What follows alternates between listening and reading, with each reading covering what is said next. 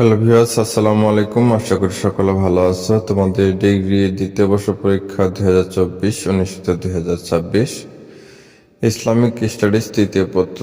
বিষয় হচ্ছে আল হাদিস শিক্ষা। বিষয় কোড 122801। বুলেট সাজেশন 98 থেকে 100% কমন দিচ্ছি। তোমাদের ইসলামিক স্টাডিজ তৃতীয় পত্রের আজকে এই ভিডিওটি দেখলে ইনশাল্লাহ তোমরা আর এর বাইরে পড়তে হবে না, এর ভিতর থেকে 100% কমন থাকবে। ক বিভাগ যে কোনো 10টি প্রশ্নের উত্তর দাও। ভিডিওটি তোমরা সম্পূর্ণ নিজ দায়িত্বে দেখতে থাকবে, কারণ ভিডিওটি কেটে বা টেনে দেখলে কিন্তু কিছুই বুঝতে পারবে না। আজকের এই ভিডিওটি তোমাদের জন্য খুবই গুরুত্বপূর্ণ হতে যাচ্ছে। এক, আকীদা অর্থ কি? উত্তর, আকীদা অর্থ বিশ্বাস করা। 15, এলাম শব্দের অর্থ কি? এলাম শব্দের অর্থ অনুধাবন করা, বোঝা, হৃদয়ঙ্গম করা ইত্যাদি। হাড় অর্থ কি? হাড় অর্থ অঙ্গ বা শাখা প্রশাখা। কমরা শব্দের অর্থ কি? মিত্রা শব্দের অর্থ শান্তি। মালাইকা শব্দের অর্থ ফেরেশতা। শাহাদাতুন শব্দের অর্থ সাক্ষাৎকার। হাক্কুল ইবাদ কি? হাক্কুল ইবাদ হলো বান্দার হক। তারপর হচ্ছে তোমাদের সালাতের আহকাম কয়টি? সালাতের আহকাম 7টি। হাসাদ অর্থ কি? হাসাদ অর্থ হিংসা ও প্রতিযোগিতা। হিকমত অর্থ কি? ঝাড়া শব্দের অর্থ প্রজা। নবীগণ উত্তরাধিকারী ওয়ারিস হিসাবে কি রেখে গিয়েছেন? নবীগণ উত্তরাধিকারী হিসাবে স্বরূপ রেখে গেছেন জ্ঞান বা এলম। সুবহ সাদিক বলতে কি বুঝো?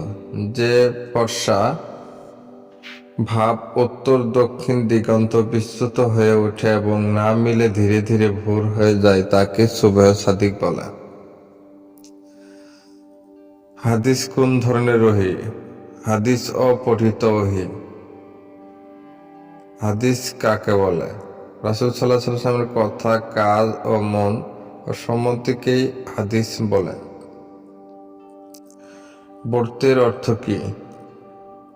অঙ্গ। এলম কাকে বলে? কোনো বিষয় জানা বা অবগত হওয়াই নামই এলেম। সহিহ হাদিস কাকে বলে? যে হাদিসে রাবীর পুণ্য ও স্মৃতিশক্তির অধিকারী ও ন্যায়নিষ্ঠা, যে হাদিস ত্রুটিযুক্ত নয় এবং কোনো নির্ভরযোগ্য রাবীর বিপরীত নয়, তাকে সহিহ হাদিস বলে। মাসাবি শব্দের অর্থ কি? মাসাবি শব্দের অর্থ চেরাক ও আলোকিত বার্তা বা প্রদীপ ইত্যাদি। 36 নম্বর, মিসাকাতুল মাসবিয়া এর সংকলন কি? ওলিউদ্দিন মোহাম্মদ ইবনে আবদুল্লাহ। খ বিভাগ,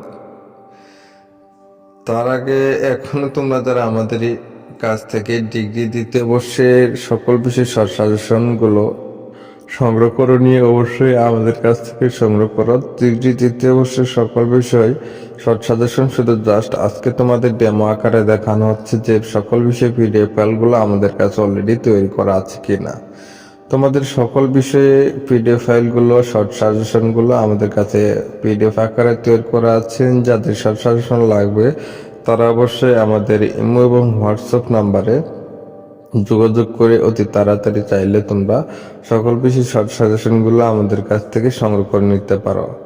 যারা দুর্বল ছাত্রছাত্রী রয়েছে তাদের জন্য কিন্তু আজকে এই ডেমোটি দেখানো যে তোমাদের সকল বিষয় শর্ট সাজেশনগুলো তৈরি, অতি তাড়াতাড়ি তোমরা এই শর্ট সাজেশনগুলো সংগ্রহ করে নাও।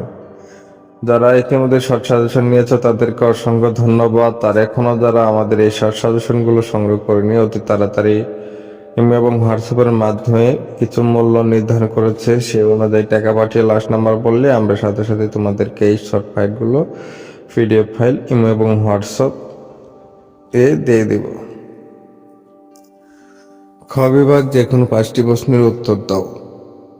হাদিসের মুতাওয়াতির বলতে কি বোঝায়? তাওহীদের বিশ্বাস ও গুরুত্ব সংক্ষেপে আলোচনা করো।